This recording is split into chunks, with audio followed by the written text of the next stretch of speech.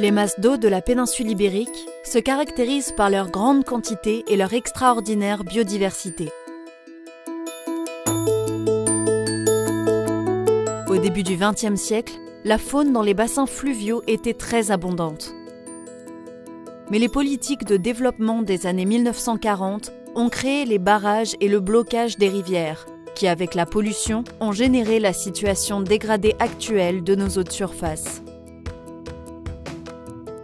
Les canaux des rivières sont bloqués par plusieurs causes, telles que système d'exploitation de l'énergie de l'eau des rivières pour obtenir de l'énergie électrique, le stockage de l'eau pour subvenir aux besoins de la population tels que l'irrigation, l'approvisionnement en eau pour la consommation humaine et l'utilisation d'entreprises industrielles ou de centrales au charbon, au gaz naturel ou au nucléaire qui évaporent d'énormes quantités d'eau pour éliminer la chaleur résiduelle.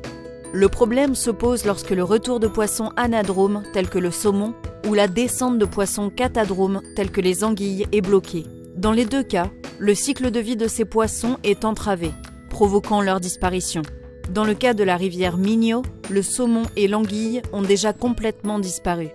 Outre l'extermination des espèces migratrices, les blocages des chenaux ont d'autres conséquences. Par exemple, l'élimination de toutes les activités dérivées de la présence de poissons, comme la pêche et le tourisme fluvial, ainsi que les dommages complémentaires à la faune piscivore qui se nourrit de poissons, tels que les loutres, les oiseaux et autres prédateurs.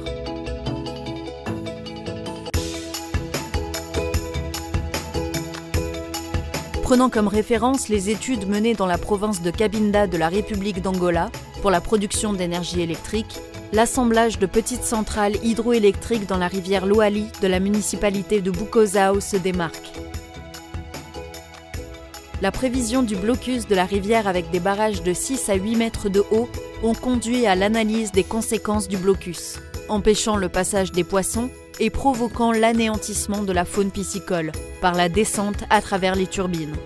Les barrages empêcheraient l'utilisation de ces poissons comme nourriture par la population indigène. Dans les marchés de l'Angola, vous pouvez voir les bénéfices de l'utilisation du poisson, dans sa forme naturelle ou préservée. Les études initiales étaient basées sur les réservoirs, qui bloquent le saumon, la lamproie, la truite, le tarpon, etc., et la descente des anguilles.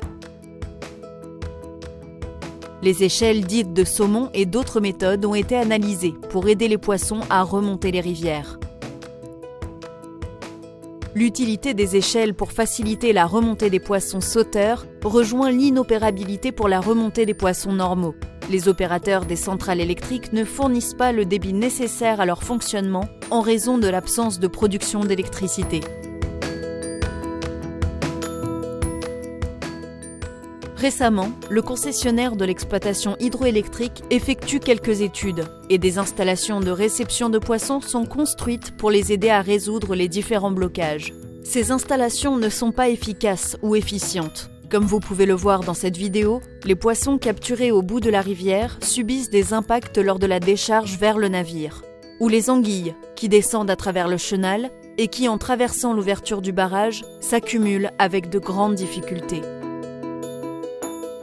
L'objectif qui est atteint n'est pas le repeuplement de la rivière Minho, mais le transfert du poisson aux écloseries pour l'utilisation des œufs. En 2013, les écologistes génèrent un mouvement contre les autorisations et les mêmes exploitations de génération d'énergie électrique, avec une plainte auprès du parquet général d'Orense.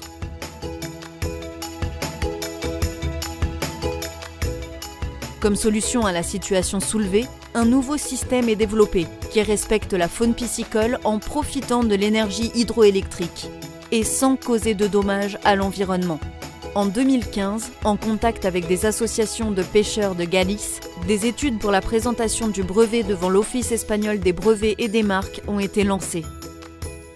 Cette invention, appelée échelle de poisson, est basée sur la vis sans fin d'Archimède et laisse entrevoir la réelle possibilité d'affranchissement des obstacles dans les rivières, facilitant la montée et la descente des poissons sans problème d'espace ou de dommages à leur intégrité physique. Le voyage le long de la vis sans fin n'entraîne aucun effort pour eux, adaptant sa vitesse à celle de son déplacement normal.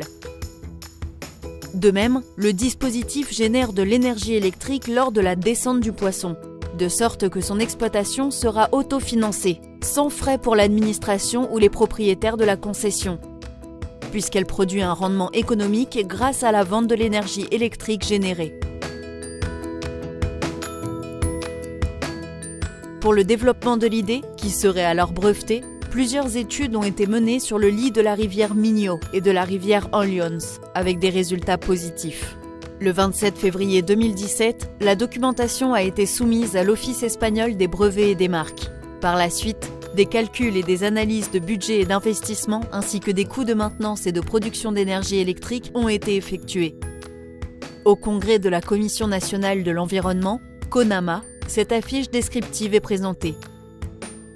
Le 10 janvier 2018, l'Office espagnol des brevets et des marques a remis un brevet au propriétaire et inventeur de l'échelle à poissons pour son invention, qui crée un chemin plus facile et accessible pour les poissons voulant monter et descendre les rivières. Cette invention facilite la montée et la descente des poissons dans les rivières, tout comme les escalators électriques bénéficient à notre société dans la vie de tous les jours.